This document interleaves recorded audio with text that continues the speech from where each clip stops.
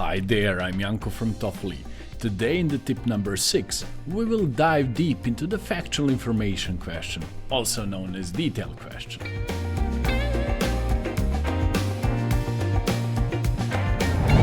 The order in which we experience reading questions plays an important role in the whole strategy, and we will also reveal some of the most typical TOEFL question traps. I will break down the whole passage into 10 videos, so each question type will have its own independent video. I'm going to refer to the order at which the test creators ask questions and reveal strategies accordingly. This is a factual information question, also known as detailed question, and there is a certain phrasing when it comes to this question. A particular detailed question can have a form of, according to paragraph X, which of the following is or which of the following was true of A?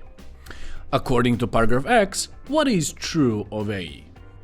The author's description of A mentions which of the following? According to paragraph X, A occurs because. According to paragraph X, A did B because. We will see different ways in which test creators may formulate this question. It all depends on the type of passage and various other details that the passage covers. If you do not recognize any of the previous phrasing of the detailed question above mentioned, there are two other things that you can do. You can either identify keywords or key phrases in the question prompt or perform a small internal process of elimination. Once you learn all the question types in the TOEFL reading, you will carry out a small process of elimination, basically stating: it is not a vocabulary, it is not a reference, it is not an inference, it is not a rhetorical purpose question, it is not paraphrase, it is not insert text. Obviously, it's not the last question in the set, meaning it's not summary or category, so you will quickly run out of your options. At that very moment, it is safe for us to say that it is a detailed question that you have in front of you. There are certain situations in which the question prompt won't refer to the exact paragraph. Instead, it will have a form of according to passage. In this particular case, you want to remember two things. First, TOEFL reading is chronologically based, meaning that if you encounter this particular phrasing according to passage, somewhere in the middle, for example in the question 5, do not search for the answer in the part of the passage that contains answers to the previous questions. Secondly, plan to use scanning method extensively over the remaining paragraphs. If you want to learn how to use scanning method effectively, go back to our previous videos in which we explain in detail how to use this method. Why is it so important to realize whether the question is detailed question or not? Because you are going to have the exact order of steps that you need to follow once you identify that indeed it's a detailed question in front of you.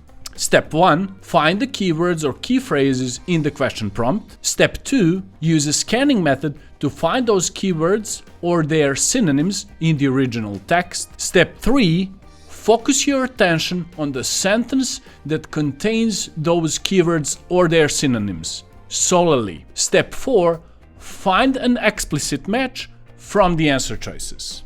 An explicit match means that the wording from the answer choices are literally identical to the wording of the original text, meaning same words, same phrases, and so on. However, oftentimes similarities are more subtle and they come in the form of synonyms or synonymous phrases and so on. I would like to add a disclaimer here. The material that you will see is not official ETS material. The question that you are going to see today and in the next several videos were developed by myself for a sole purpose of revealing the strategies that I've been using for quite some time with my students and that have proven successful on numerous occasions. It goes without saying that the most reliable practice material is the one developed by the creators of the TOEFL test, also known as ETS. So let's do it.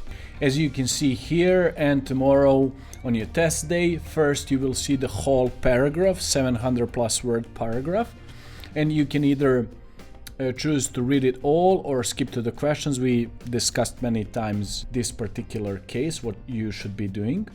Okay, so let's go to the question 1. This particular detailed question has a form that we've just mentioned above.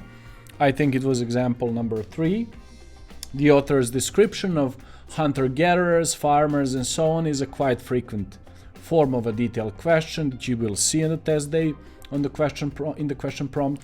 In this case, hunter-gatherers, farmers, and herders are keywords, or usually referred to as subject-specific terms, or SSTs. I repeat, you do not need to know the exact meaning of the SSTs. You just need to realize is a keyword in this particular case. For example, the word, let's say, herders. Even though if you look into the root of the word herders, we will see the word herd that you may be familiar with, and it means a large group of animals. So it is safe for us to conclude in this particular case that a herder could be a person who looks after a herd of domestic animals, also known as livestock. This is a TOEFL vocabulary. Now, when we have successfully located the key sentence from the original text, let us begin our analysis. You will always use this analogy, even though you may know the meaning of every single word in the question prompt. The key word in determining the overall meaning in this particular sentence is verb despise, mentioned as many as 3 times in this sentence.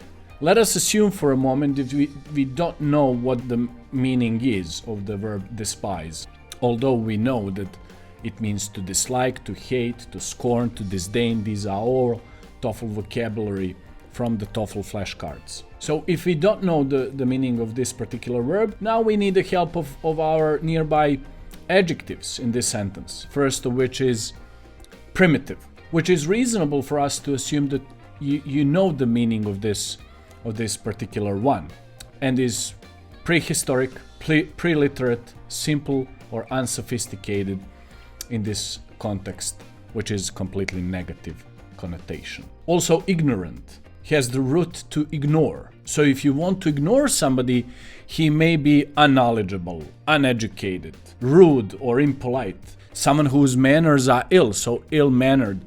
These would be all the meanings of the word ignorant. So in this case, it is safe for us to conclude that despise has a negative connotation, and now we use the process of elimination and remove all answer choices which have verbs that have positive connotation. Easy enough.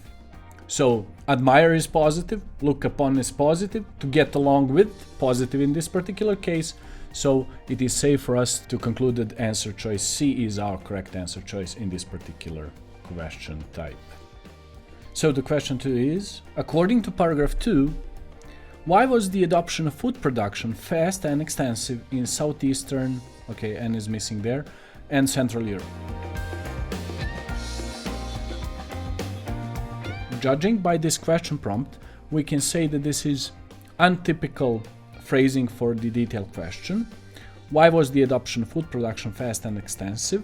Okay, so food production, adoption of food production, and Southeastern and Central Europe are our keywords. So this is our key sentence that should contain the answer to this question. Analyze less productive and less competitive.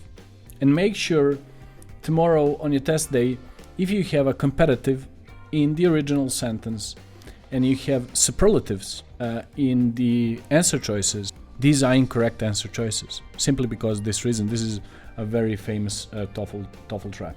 So if you have a superlative in the original text, make sure that the superlative is in the answer choice and vice versa. I will leave you to do this one and the question number 3, and make sure you put your answer choices in the comments below and I will tell you what I think about it. Okay, that would be it for today. We will make sure that we cover every single question type with a video like this, so stay tuned. Please subscribe to our channel and keep up with the great work. Cheers!